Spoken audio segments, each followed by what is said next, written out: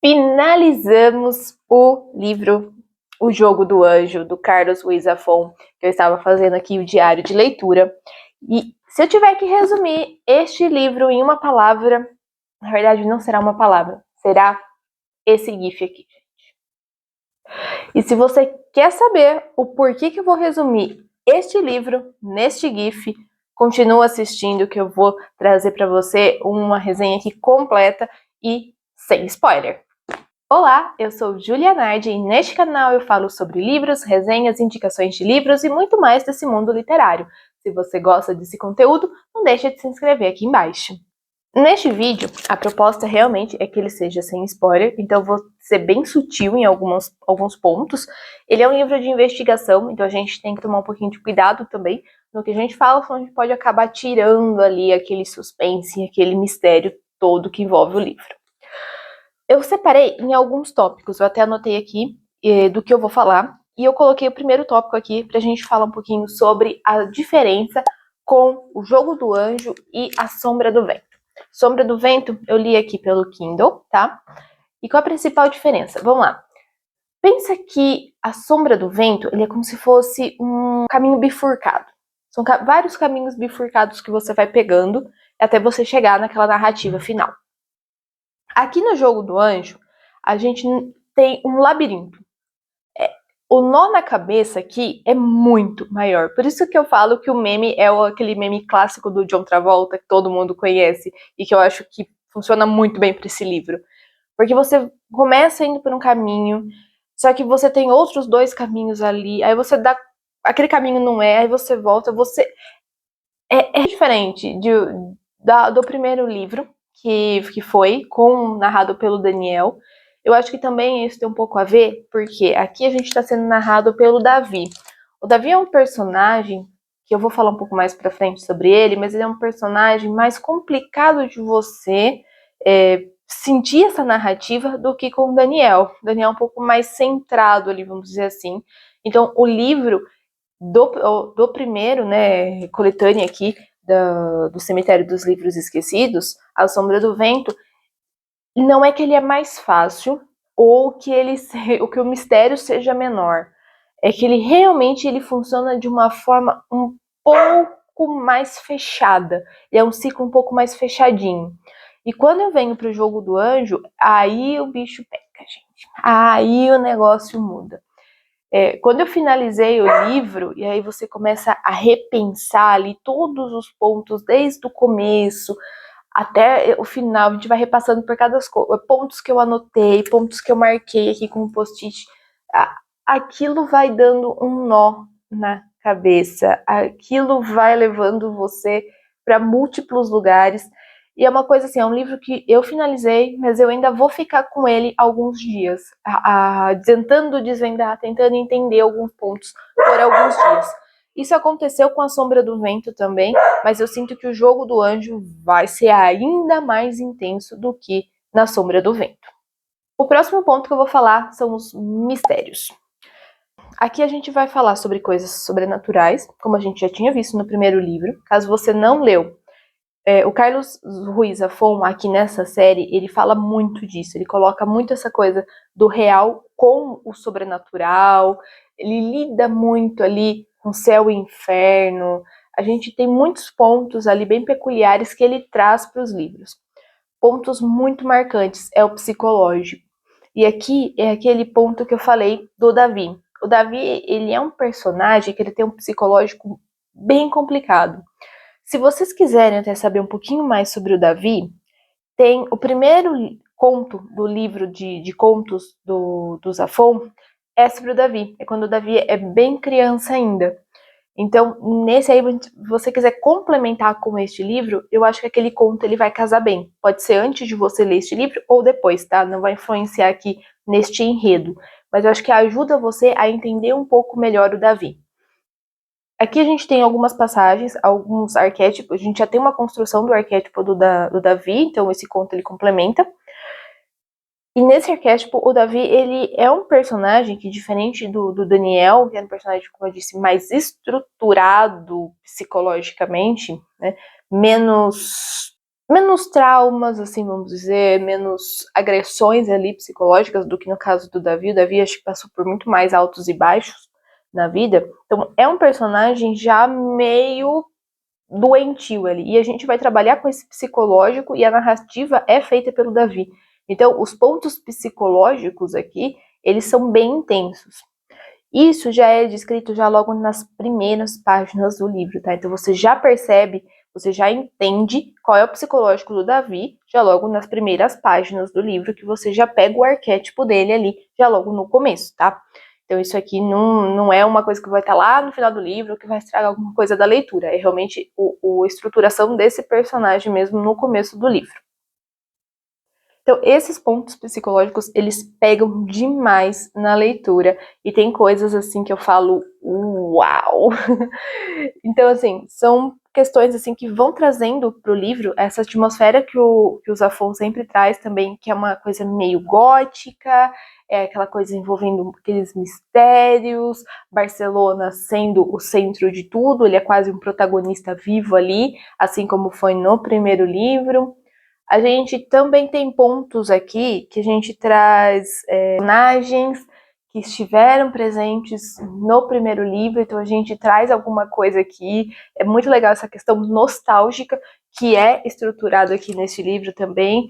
Pontos até que são importantes para a construção da história e também ajudam a gente a entender também um pouco do outro livro que a gente leu. Então foi bem legal essa amarra que o Zafón está construindo, né, interligando um livro no outro nessa quadrilogia, né, que são 4 livros aqui. A gente já leu os 2 primeiros, então está sendo bem legal como ele está amarrando esses pontos e levando, né? Eu não sei ainda como vai ser esse terceiro livro, mas espero que a gente continue trazendo ali mais amarras, embora a gente nem sempre esteja trabalhando com os mesmos personagens, a gente está ali naquela mesma ambientação e de alguma forma uma conexão, né? Afinal de contas, tá todo mundo meio conectado ali pro cemitério dos livros esquecidos. E, afinal de contas, a série é o cemitério dos livros esquecidos. A análise final deste livro, né, quando eu estava na metade do livro, eu comecei a perder um pouco o ritmo. Diferente da Sombra do Vento, que eu tinha ganhado o ritmo, aqui eu perdi ritmo. Eu comecei com bom ritmo e perdi. Não sei se isso se deve realmente pelo mistério, que talvez não me cativou tanto naquele momento, uma fase minha mesmo. Ainda não sei dizer direito qual foi o motivo realmente, mas eu sei que eu dei uma perdida ali de ritmo na metade. No final ela já ganhou de novo, no final realmente chegou ali nas, acho que 100 últimas páginas, ali o ritmo voltou a crescer de novo na narrativa, aí você começa realmente a consumir aquilo desenfreadamente até chegar no final. Uma coisa que eu falo para vocês é, leiam o final com muita calma, anotando também algumas coisas ou colocando os post-its. O final realmente ele continua com aquele nó que ele vai dando na cabeça da gente, e como a gente tá vendo agora os desfechos, vai casando algumas coisas e aí você vai associando a outras. Então é um final que você realmente precisa anotar. Tem muitos pontos aqui, tem muitas tramas que são desenvolvidas ao longo de toda a história. Então é interessante que você também traga uma anotação, coloca um post-it aqui dentro e tal, para que você sempre tenha aqueles pontos em mente ali, para você fazer depois sua interpretação. Acho que talvez seja um livro para que você faça 2 leituras. Eu acho que é um livro que faz sentido. Não já, mas talvez daqui a um tempo você pegue essas anotações e você relê esse livro para ver como é que está sendo essa recepção deste livro, já sabendo como que é o final, já sabendo como que é a trama, para que você ainda consiga ver mais pontos, identificar mais pontos aqui nessa segunda leitura, porque o Zafón, ele é muito detalhista, muito. Então, às vezes, a gente pega ali, naquele momento que a gente quer desesperadamente correr com a leitura, porque a gente quer saber o que vai acontecer, às vezes a gente acaba perdendo esses pontos. Então, acaba sendo bem legal você talvez um dia fazer uma segunda leitura disso, porque é um livraço. Minha opinião final é essa, é um excelente livro. Eu me identifiquei mais com A Sombra do Vento, eu achei mais o ciclo da história foi mais redondinho. Aqui é que a gente não acabou a série, né? Então não dá pra gente falar ainda. Então tem coisas a mais aqui, que eu acho que no próximo livro vai também desenvolver mais coisas aqui. Se eu não me engano, o próximo livro eu vi que vai ser sobre o Fermin. Quem já leu o primeiro livro vai lembrar, né, do Fermin, aquele personagem tão marcante que foi no primeiro livro. Aqui a gente volta também, aqui não, na verdade, né? No terceiro livro a gente volta a ter o Fermin na narrativa, então pode ser que interligue mais pontos, pode ser uma coisa bem bacana, porque aqui a gente tá um pouquinho mais para trás na linha cronológica. Tá em 1945, A Sombra do Vento, o Jogo do Anjo, se não me engano ele começa em 1917, acho que é isso, né? 1917. Começa os primeiros detalhes aqui da narrativa em 1917, depois o tempo vai decorrendo, tá? O Jogo do Anjo, então, foi finalizado. Tem o diário de leitura 1 e 2. Nos diários de leitura tem um pouco spoiler, porque eu vou contando realmente quais estão sendo as minhas impressões, e nisso eu tenho que acabar falando um pouquinho sobre os personagens e tudo mais. Se você gosta de spoiler, fique à vontade.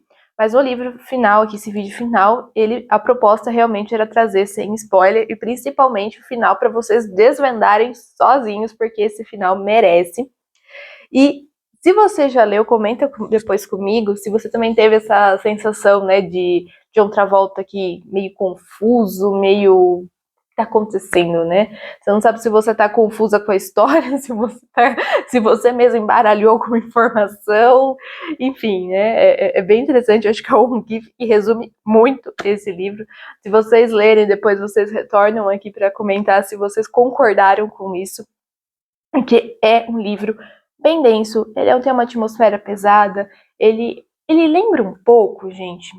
Eu li uma vez, nossa, faz muito tempo, mas eu li algumas vezes, alguns contos do Edgar Allan Poe, que tem essa coisa sombria. Eu lembro que eu cheguei a associar um pouco a isso. Eu não lembro direito quais foram os contos que eu li, nem qual foi totalmente o desfecho desses contos, mas tá meio que associado. Eu vou dar uma pesquisada depois para saber se existe alguma influência, provavelmente exista. Então, se você gosta desse tipo de livro, você vai se identificar aqui também, porque ele traz exatamente essa atmosfera, ele traz exatamente essa nebulosidade para a história e essa pegada também de investigação, de mistério, com muita coisa envolvendo o sobrenatural, muita coisa envolvendo o psicológico, a realidade, e aí tudo criou-se o mundo, entendeu? Criou-se esse mundo com base nessas questões. Leia O Jogo do Anjo. Se vocês já leram, aproveite para reler. Tenho certeza que vocês vão ver coisas novas aqui. Não deixe de comentar aqui embaixo. Muito obrigada por terem assistido até aqui e até o próximo vídeo. Ah, e não deixa de curtir e se inscrever aqui embaixo, beleza? Meu muito obrigada e até o próximo.